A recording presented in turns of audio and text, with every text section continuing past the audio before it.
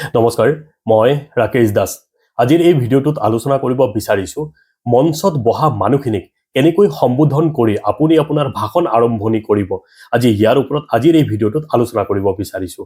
আজিৰ এই ভিডিঅ'টো বনোৱাৰ কাৰণ হ'ল বহুতে মোৰ হোৱাটছআপত মেছেজ দিছে যে মঞ্চত বহা মানুহখিনিক কেনেকৈ সম্বোধন কৰিব লাগে, কাক প্ৰথমে সম্বোধন কৰিব লাগে, এই বিষয়ে মোক অলপ হোৱাটছআপত লিখি দিব। মই সকলোকে লিখি দিব পৰা নাই।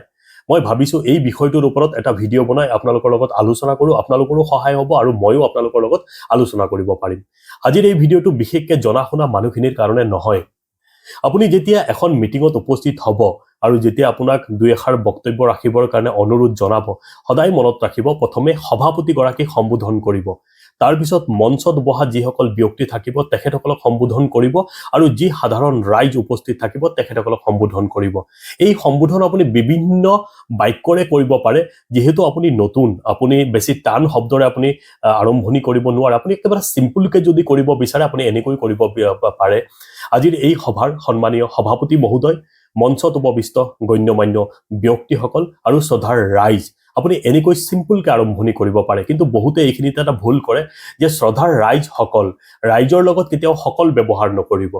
আৰু যদি ইয়াতকৈ অলপ সুন্দৰকৈ ক'ব বিচাৰে যে আজিৰ এই সভাৰ মাননীয় সভাপতি মহোদয়, মঞ্চত উপবিষ্ট গণ্যমান্য বৰেণ্য বিশিষ্ট ব্যক্তিবৃন্দ আৰু সন্মানীয় শ্ৰদ্ধাৰ ৰাইজ, মই সকলোকে মোৰ শ্ৰদ্ধা নিবেদিছোঁ অথবা মোৰ সেৱা নিবেদিছোঁ। আপুনি এনেকৈ ক'ব পাৰে।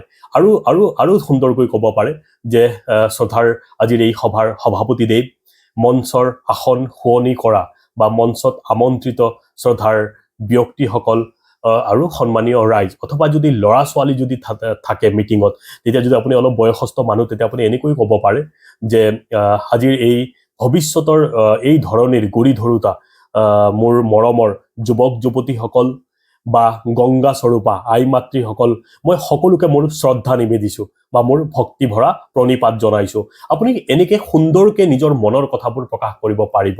আপুনি যিমান প্ৰেক্টিচ কৰিব, এটা কথা মনত ৰাখিব, যিমান সুযোগ পাব আপুনি মিটিঙত কথা ক'বলৈ চেষ্টা কৰিব, ভয় নকৰিব। কেৱল মই সুন্দৰ কৰি পেলাই, মই একেবাৰে ধুনীয়া যিদিনা মোৰ হ'ব, মই সুন্দৰকৈ ক'ব পৰা হ'ম, সিদিনাহে মই মিটিঙত কথা পাতিম বুলি আপুনি যদি এনেকুৱা ধৰণৰ কথাবোৰ ভাবি লয়, তেতিয়াহ'লে আপুনি কেতিয়াও মিটিঙত ভাষণ দিব নোৱাৰিব। ভুল হ'লেও আপুনি চেষ্টা কৰিব আৰু একেবাৰে চিম্পুলকৈ ক'বলৈ যত্ন কৰিব, কাৰণ আজিকালি মানুহে দীঘলীয়া ভাষণ ভাল নাপায়। মানুহৰ হাতত ইমান সময়ো নাই, ইমান একেবাৰে চিম্পুলকৈ কৈ নিজৰ মনৰ কথাবোৰ আপুনি শেষ কৰিবলৈ সদায় যত্ন কৰিব।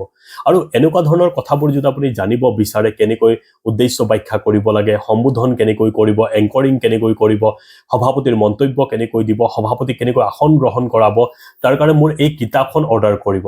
ভাষণ অভ্যাস নামৰ এই কিতাপখন মই নিজে লিখিছোঁ। এই কিতাপখন যদি অধ্যয়ন কৰে, এই সৰু সৰু কথাবোৰ এই কিতাপখনত সম্পূৰ্ণ লিখা আছে। মিটিং এখন কেনেকৈ আৰম্ভণি, কেনেকৈ শেষ কৰিব, গোটেই কথাখিনি এই কিতাপখনত লিখা আছে। এই কিতাপখনত 50+ ভাষণ আছে।